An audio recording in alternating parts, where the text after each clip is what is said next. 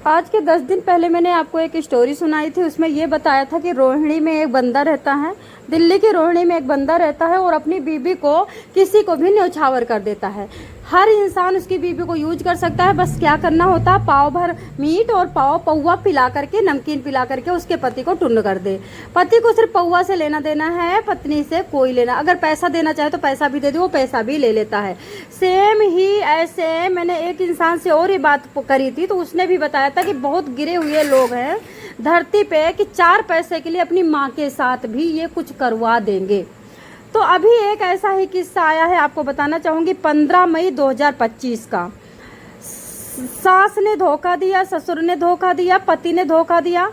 और किस लिए? सिर्फ पति ने इसलिए धोखा दिया कि मेरा पापा सुखी रहे, क्योंकि कोविड हो गया था। कोविड के बाद कोई नौकरी चाकरी नहीं मिल रही थी, पापा की कमाई से घर चल रहा था। तो बेटे ने सोचा कि अगर मेरी बीवी को मेरा पापा यूज करेगा तो जम के पैसा देता रहेगा और मैं मस्ती मारता रहूँगा, मुझे नौकरी नहीं करनी पड़ेगी।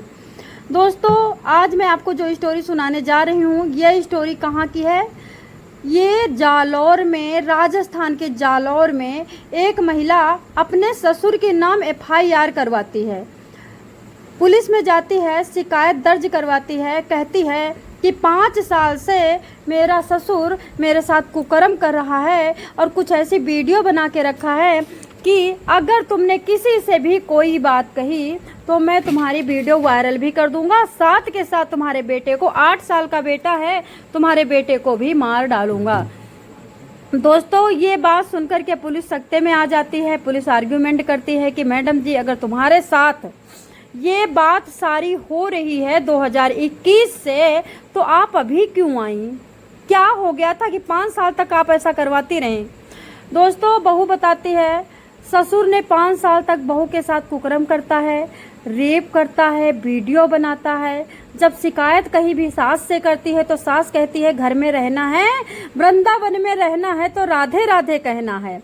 जैसे वो जियाएंगे वैसे जीना पड़ेगा, जैसे वे कहेंगे वैसे करना पड़ेगा।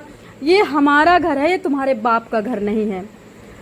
बताना चाहूँगी मैं सोनी क्राइम न्यूज स्टोरी से। राजस्थान में जालौर जिले के संचौर क्षेत्र में एक महिला अपने ससुर पर 5 साल तक ब्लैकमेलिंग, गंदी वीडियो बनाने और नहाते हुए में वीडियो बनाने, नहाते हुए में बाथरूम में घुस जाने, रात में 2 बजे सोते हुए में पीछे से आकर के लेट जाना साथ में, इस तरह के ब्लेम लगाए हैं। बाकी बाद में बताया है कि अगर मैं विरोध करती हूं तो बेटे को जान से मारने की धमकी भी देते हैं। पीड़िता ने हिम्मत जुटा करके पुलिस में शिकायत दर्ज कराई है, लेकिन 2.5 महीने बाद भी आरोपी फरार है। शिकायत कराने के 2.5 महीने बाद भी आरोपी फरार है, जिसके बाद महिला ने अब वीडियो जारी कर इंसाफ की गुहार लगाई है। आपको मैं वीडियो नहीं सुना सकती क्योंकि ये वीडियो बड़े बड़े चैनलों पे चल रहा है। सॉरी, मैं अगर वो वीडियो दिखा दूंगी, सुना दूंगी तो तुरंत की तुरंत कॉपीराइट आ जाएगा। पीड़िता बताती है वीडियो में, विवाह के बाद शुरू हुआ हमारे ससुराल का आतंक। पीड़िता ने बताया उसकी शादी 2015 में होती है, 2017 में एक बेटा जन्म लेता है। बेटा अब 8 साल का हो चुका है। शुरू में सब कुछ ठीक चल रहा था, लेकिन 2020 में कोविड काल के दौरान हालात बड़े बदल गए थे। पति नरेंद्र ने उससे बात करना बंद कर दिया था। यूँ बताया था, बिना किसी शंका के, बिना किसी प्रूफ के, बिना किसी कुछ इस तरह की गंदी हरकत के एकाएक पति कहता है तुम कैरेक्टरलेस हो, यानी चरित्र पे दाग लगाता है, शक करता है, मारता है, पीटता है। इसी बीच ये पीड़िता बेचारी बड़े परेशान रहती है पति के हरकतों से। कोई सुनने वाला नहीं है। कोविड के काल कहीं जा नहीं सकती है, घर में बड़ी दुर्दशा है। दुखी दुखी जीवन जीते जीते एक दिन क्या होता है, ससुर जय किशन जानता है कि बहू मार खा रही है या फिर इन लोगों की मिली भगत होगी। ससुर ने खुद कहा होगा बेटे से कि भाई इसको मारेगा तो ये टूटेगी, नहीं तो ऐसे मेरे हाथ में नहीं आएगी। ससुर जय किशन ने रात के समय कमरे में घुसकर दुष्कर्म एकाएक दुष्कर्म करना शुरू कर दिया और लास्ट में धमकी दे करके निकल जाता है, मुंह खोला तो बेटे की टुकड़े टुकड़े पाओगी।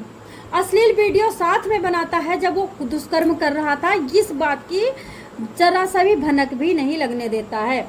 बेटे के मरने के डर से, टुकड़ों टुकड़े के डर से पीड़िता चुप रहती है। पति से बताती है, पति क्या कहता है। महिला ने जब अपनी पति को ससुराल की हरकतों के बारे में बताया तो पति क्या कहता है, अगर इन सब घर में रहना है तो इन सब चीज़ों को सहना पड़ेगा। अगर बेटे की सुरक्षा चाहिए तो चुप्पी साध लो। यहाँ तक कि मुंबई में पति के साथ रहने के दौरान भी ससुर ने उसके साथ दुष्कर्म किया। मतलब ये मुंबई चला गया था, पति लेके चला गया था, पति वहाँ, ससुर पीछे से गया था, सास ने भी धोखा दिया। उसके बाद 2025 को पीड़िता ने हिम्मत करके अपने सास ससुर की सास की सारी बात बताई, लेकिन सास ने उल्टे पांव क्या कह दिया कि तू गहने भी छीने, मारा भी सास ने। और क्या किया कि अपने भाई को फ़ोन कर जिंदगी भर के लिए यहाँ से चली जा, वरना अंजाम बुरा होगा, या तो चुपचाप हो जा। फिर ये चुपचाप सहती रही, लेकिन एक दिन भाई से उसने बताया। भाई ने तुरंत की तुरंत पुलिस को, हेल्पलाइन को सूचना दी। 1 सेकंड नहीं लगाया, भाई ने हेल्पलाइन को सूचना देता है। सांकंड पुलिस चौकी की टीम ने उसे ससुराल में निकाल कर मायके भेजा। मेडिकल जांच शुरू किया। पुलिस पर कार्रवाई में देरी का आरोप भी लगाया भाई ने। पीड़िता ने उसी दिन संचौर थाने में शिकायत दी, लेकिन थानाधिकारी ने केस दर्ज नहीं किया था, इनकार कर दिया था। बाद में जब भाई ने कंप्लेन किया तो सारा FIR वगैरह हुई।